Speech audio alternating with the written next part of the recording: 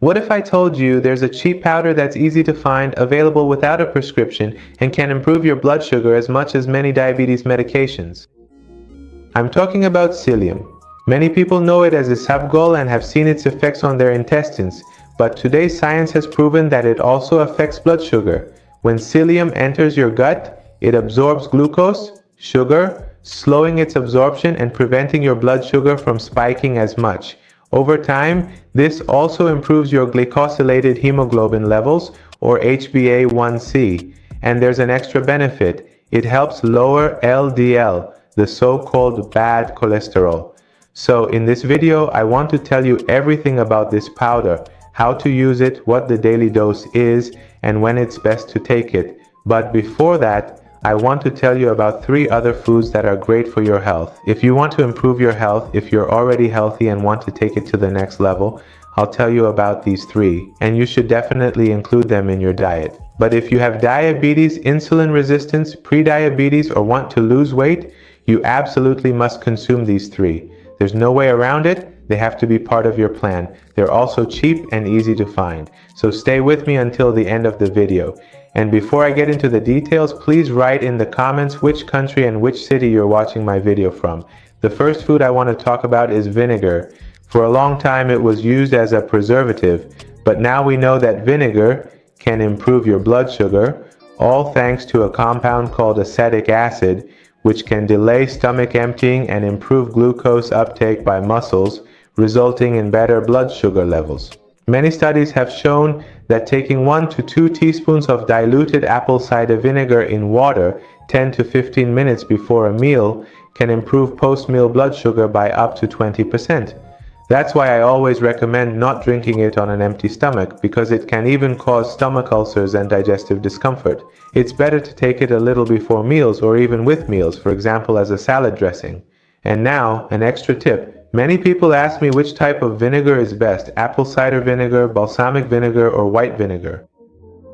Apple cider vinegar, which has been studied more because of its acetic acid, contains polyphenols and antioxidants, and if you choose the unfiltered type, it also brings probiotics, meaning beneficial bacteria for your gut. So the vinegar I recommend is apple cider vinegar. White vinegar also contains acetic acid, and books say it has a similar effect, but it's more aggressive. It lacks beneficial compounds like probiotics, antioxidants, and polyphenols, which makes it less recommended for daily use. As for balsamic vinegar, it usually has added sugar, so it actually neutralizes the effect we want, which is lowering blood sugar. And remember, vinegar of any kind isn't for everyone.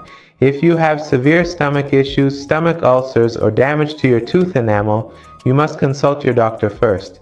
And never consume vinegar undiluted. Always have it with salad or diluted in water. Pure vinegar can burn your mouth, seriously damage your tooth enamel, and even harm your esophagus. So please never consume it undiluted.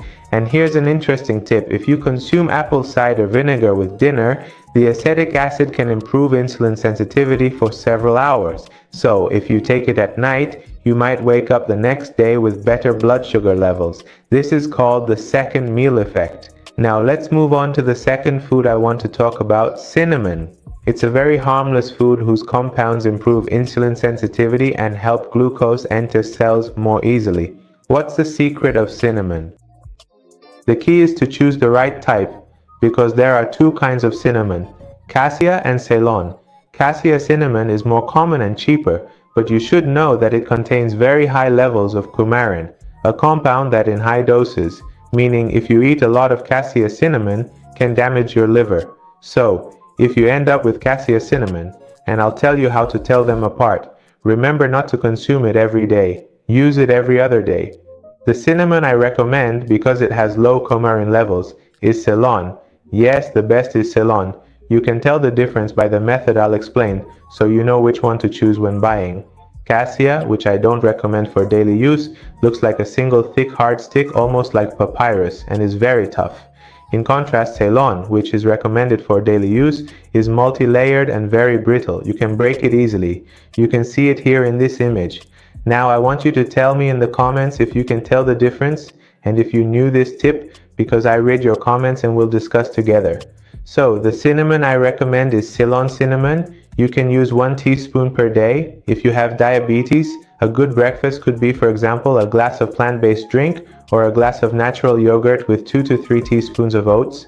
If you want, you can add a fruit and sprinkle cinnamon powder on top. You can also make cinnamon tea at night to help control your blood sugar. You can add it to water or use it anywhere you like. Cinnamon is really versatile, so you can use it however you prefer. And cinnamon can be a great option if you want to lose weight because it helps slow down digestion and delays stomach emptying, which keeps you full for longer and reduces cravings for sweets. Besides, it adds a natural sweetness to foods, so you'll use less sweetener, which can also lower the calorie content of your food. You can also use it to sweeten tea or coffee, replacing sugar or honey.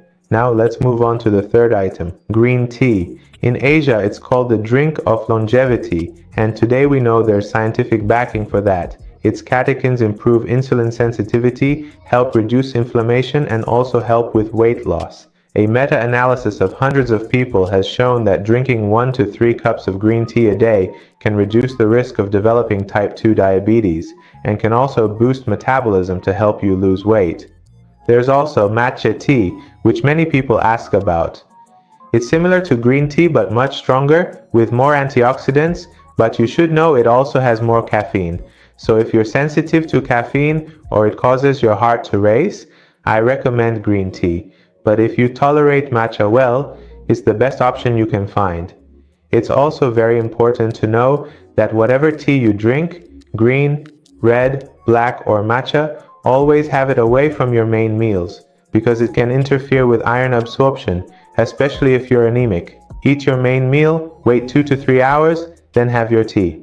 Now let's get to what I promised you, that famous cheap powder that doesn't need a prescription and is available in every pharmacy, Psyllium.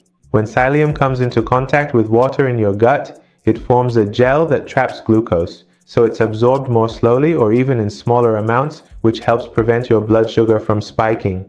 Clinical trials have shown that taking 10 to 15 grams of psyllium a day, divided between your main meals, can improve blood sugar, improve glycosylated hemoglobin, and as I said at the start of the video, lower LDL or bad cholesterol. It's recommended as the first-line fiber for diabetes.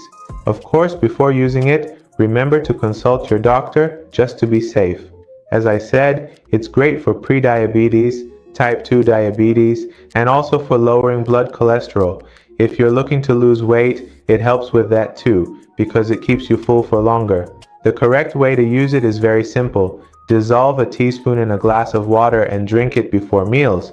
You can take half a teaspoon before lunch in a glass of water and half a teaspoon before dinner in a glass of water. And one very important thing, you must drink enough fluids throughout the day. Because remember, when psyllium reaches your gut, it absorbs water from your intestines, and if you don't hydrate well, it can cause intestinal blockage or other gut problems. So, drink it with plenty of water and keep yourself well hydrated throughout the day. If you're forgetful and tend to skip drinking water, I'd rather you not use psyllium at all. But of course, the best thing is to use it and make sure you stay hydrated all day. So I'd love for you to include the 4 foods I mentioned in your daily routine. These are foods that are easy to find, inexpensive, don't need a prescription, and can make a big difference in your health. Now tell me in the comments if you've tried psyllium and what your experience was. Thanks for staying with me until the end of the video. Please don't forget to like and comment. Watch these videos for more information. Until the next video, take care.